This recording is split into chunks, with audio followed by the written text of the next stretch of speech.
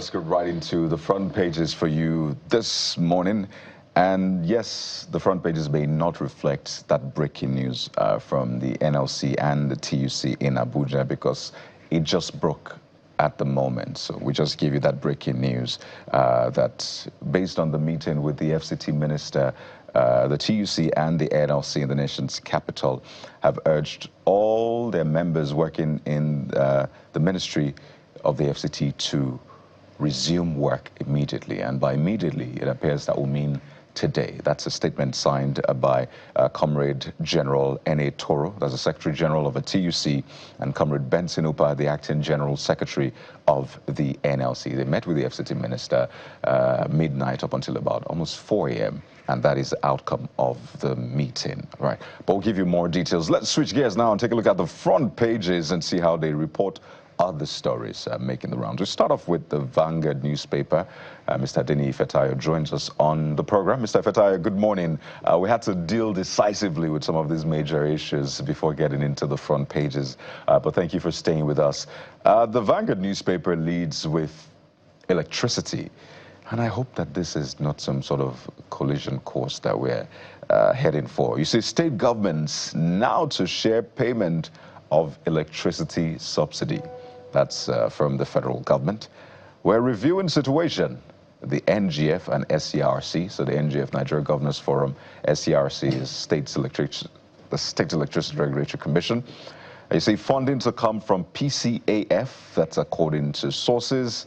The states should pay subsidy as active partners, the CPP. So there's a lot of, well, would I call it explainers or angles to this story? But Mr. Fetayo, is this a way to go for you? Good morning. Yes, good morning. It's my pleasure to be here. Talking about electricity subsidy, and I think if they are progressive as they claim, there's nothing wrong with for the states to, to share part of the responsibility. It might be 2%, it might be 1%, at least to show that they are partner in progress, because one of the challenges that most homes, businesses, etc., even our community battle with is the issue of electricity. So if the burden is becoming too much, I think you are talking about sit down. I think Mr. President, the regulatory, the distribution company, the generation company, and with all the Nigerian Governor Forum, should have a sit down and have a conversation about it to say, okay, this is what is costing us to subsidize most of the distribution going on in each respective state. So let's look at how you can come in, because governance is not just up at the table of the president or at the national. So states need to contribute. And of course, when there is electricity, constant and stable electricity in your state, it's snowball to development. It's snowball to what I would call investor coming in because you have stable power supply. So I subscribe to it for them to subsidize, for states to subsidize electricity in partnership with the federal government. Well, as the Vanguard captures it, from some of the experts reacting to this, it's a big political shift. And if we haven't seen, the subnationals intervene decisively following the legislation that liberalizes the, regulation of the electricity sector, how will it show up, with this particular, policy redirection? We hope, it is with a sense of responsibility, and it doesn't come with industrial disharmony as we have been seeing in other cases. Well, let's get to this Nigeria now, Mr. Fetayo, and it follows up on a very big story that shaped the political landscape and, of course, the national security landscape of the country in 2025. Yelwata massacre. Court remands suspected terrorists. Defendants plead not guilty to 57-count amended charge bordering on alleged terrorism offenses. Mr. Fetayo, first of all, it's even the timing of this that gets my attention, and I wonder if that does for you as well, especially since Yelwata happened last year. Months ago, And not long after, there was news about the arrests, but this is just when we're getting any significant progress in terms of trial. What are your thoughts on this? Yes, first and foremost, for them to be able to begin the trial or present as suspected terrorists or the people who they felt that they committed the act of terrorism, all I'm saying is that they should just make the whole thing transparent. They should just make the whole thing, of course, they will have their fair hearing, and so that it will serve as a deterrent. So they should follow through, and so that people will know that whatever thing that you did or whatever would maybe out of terrorism or whatever misdeed that you did, that you definitely meet your day in court and you face the consequence. So it's just a pity that a lot of things have been done that can never be undone again. Those who lost their land, lost their property, etc., etc. Then beyond this, how is government trying to build up that community, their family?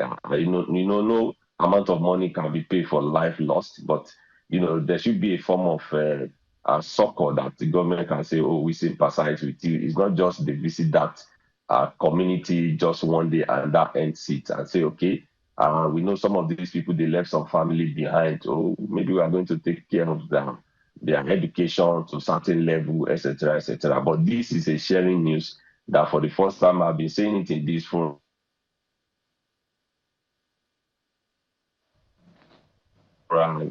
Even when they release or whatever it is, we've not been seeing them, the government trying those people who they felt that was arrested or suspected terrorists that were charged to court. But I think this one is a sharing news. Let us see that they follow through and there's no political influence. Because you'll be surprised that one or two people, they also have godfather who give them a soft landing. So I just pray that they follow this through. And if they deserve their sentences, they should give it to them accurately so that it will serve as a deterrent to those who will be brainwashed. And also, I want government as well to do more of a national orientation. Talk to the youth, organize it locally. Don't be used to perpetrate evil because the law will definitely take its course. Let's go to New Telegraph newspaper. New Telegraph is leading with politics. 2027. New Telegraph is leading with politics. 2027. Why I Won't Quit PDP by Governor Lawal. That's the governor of Zamfara State, Dauda Lawal. Say if I realize there's no more PDP, which means there's no platform for me to contest, I'll run as an independent candidate if there is provision for it. This looks like a different park and a different kind of conviction. This is very rare to see, especially given the fact that most of his peers who are first-time governors are literally racing away. They've literally run away from the PDP.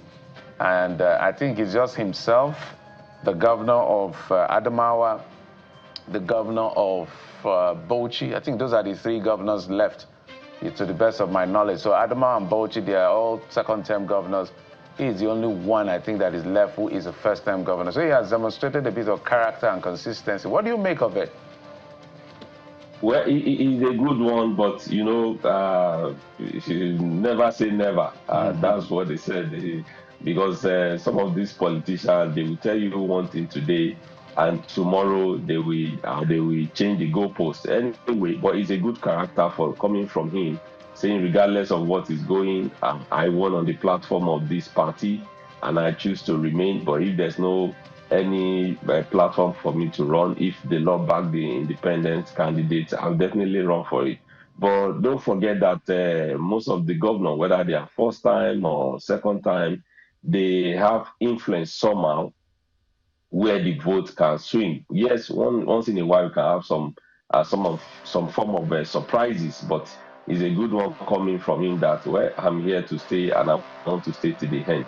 But I just hope that he won't regret the action anyway. But let's see what play out in the coming days. If the independent candidate, if skate through with the INEC or whatever it is, electoral law, if everything is in play, let's see how it's going to play out. I think it will serve an interesting scenario for us to see how it plays as coming out as an independent candidate. I want to see that happen in 2027. Of Independent, Mr. Fatah, Daily Independent is next.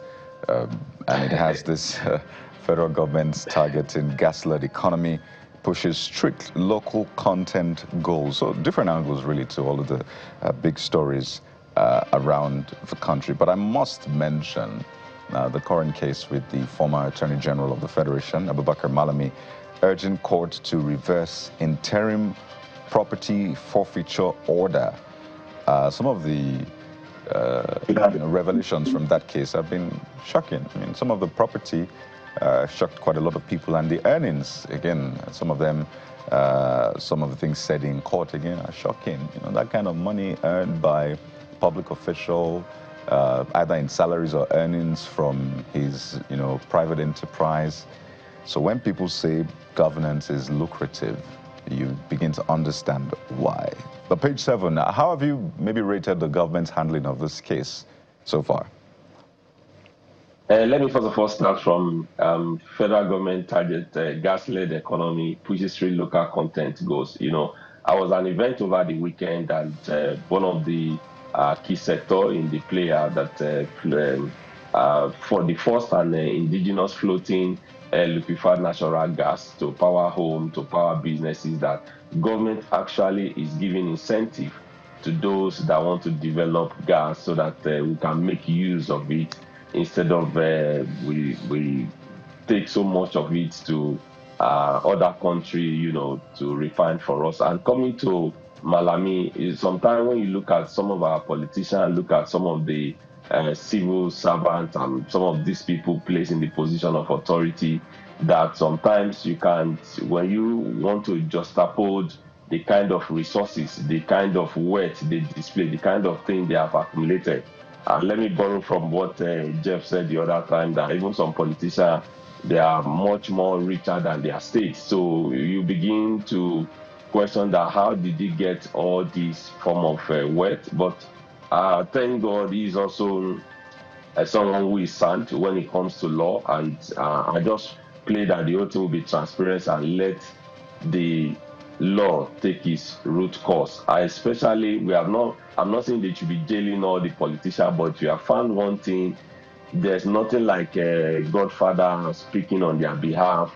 Let everybody serve their terms. If you decided to embezzle, commit any form of crime, you face your days in the courts. Not that a kind of yes, plea bargaining is being encouraged, but some people will say I can keep some. By the time we go to court for so number of times, and they just pat you at the back, drop this and all of that. But I felt that the law should take its root course, because at that level of trust, and you embezzle so much for yourself, what are you saying to those who are coming behind you? So that is it for me, that they should see it through to the end. It shouldn't be influenced. No godfather, no third party should say, please, let's give him a soft landing.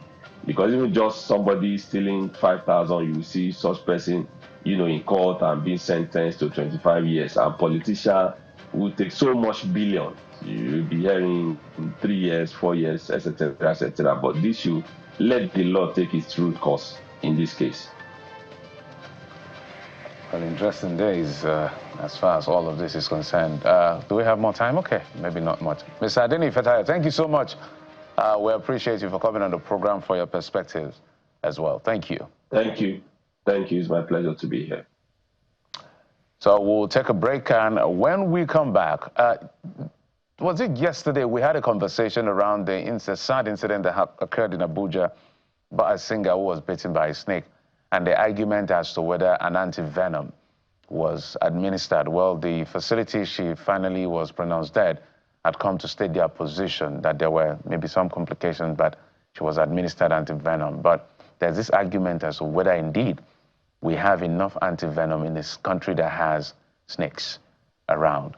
But one conversation we had afterwards behind the camera is the fact that to preserve some of this venom, first to get it is slightly expensive, and preservation is key.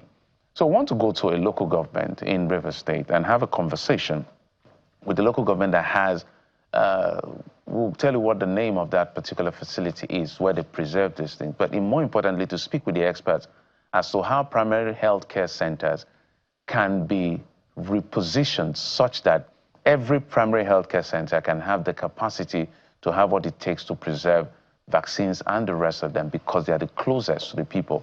We'll be heading to River State in just a moment. Stay with us.